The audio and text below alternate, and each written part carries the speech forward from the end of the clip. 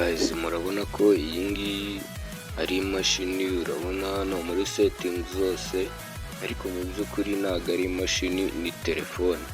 Reba hano muri foto zose, urabona ko bimeze nk'imashini. Ahantu hose ndajya urabona ko ari imashini nyine, ariko mu by'ukuri iyi ngiyi ni telefone. Dore n'ama application ufite muri fone yanjye. Muri iyi video rero ngiye kukwereka uburyo wafata telefone yawe ukayihindura nk'imashini neza nka gutya ndi kubikora, ukajya ukora ikintu cyose nko mu mashini nyine. Wowe tugiye kubana muri iyi video, ndagusaba gukanda subscribe ndetse na like kugira ngo utazongera gucikwa n'izindi video ngenda mbagezaho.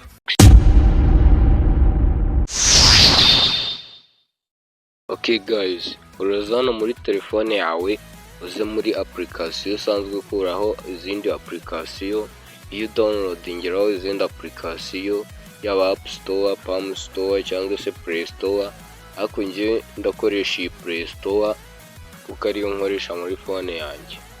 Uze hano muri search usacinge iri jambo, uze usacinge ngo Hyperdroid Launcher gutya, uze usacinge. Dore application ngiyi hano hejuru, urabona nuko imeze nyine. Application ni iyi ngiyi, ariko kubera ko njyewe namaze kuyidownloadinga, ndibuze mite nkanda hano kuri open, nyifungura. Urabona ko telefone yacu iba nk'imashini, ariko gutya ntabwo biba birangiye, ahubwo haba hasigaye ama settings kuyisetingamo nyine kugira ngo abe ari igaragara ko ari launcher nyine. Uze uyikandeho hano kuri aka kantu ka settings hano hasi, noneho uze ukande hano kuri default launcher, uze uhita ukanda hano kuri choose as default, utuza uyihitemo. Urabona ko njyewe namaze kuyihitamo, ubu ngubu nyine iyi ngiyi niyo yabaye default. Ubu ibintu byose urabona ko nyine ari imashini, ibintu byose. Uze hano mu mavideo, urahita ubonamo amavideo yawe yose, ama thumbnail, uze urebe hano hose. Urabona ko mbese nyine ni nk'imashini ibintu byose. Noneho reka tuze hano muri home screen, urabona ko phone yacu yabaye nk'imashini, amatariki, umuriro, ibintu byose nyine, ama wifi. Dore hano gufungura wifi, gufungura network, amateme, ibiki. Uze hano mu application uraza ukande kuri aka kantu kameze nka kano kantu nyine kameze nk'utuzu tune.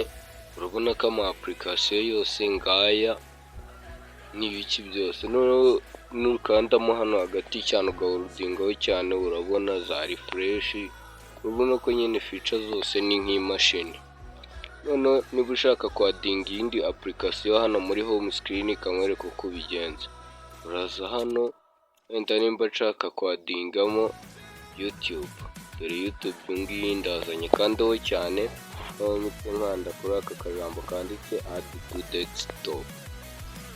Urahita ubona ko byaje nyine, ibintu byose nyine wakora tu ni nk'imashini. Ama application yose ushatse wayashyiramo hano.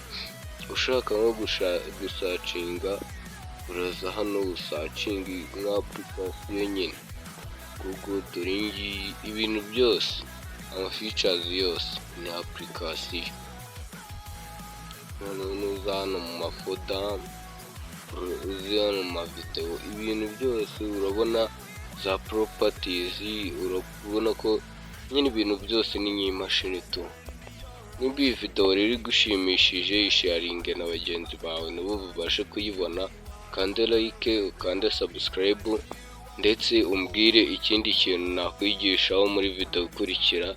Thank you. Ntiwibagirwe gukanda subscribe ndetse ufungura inzogera kugira ngo izindi video tugenda tubagezaho zitazajya zigucika.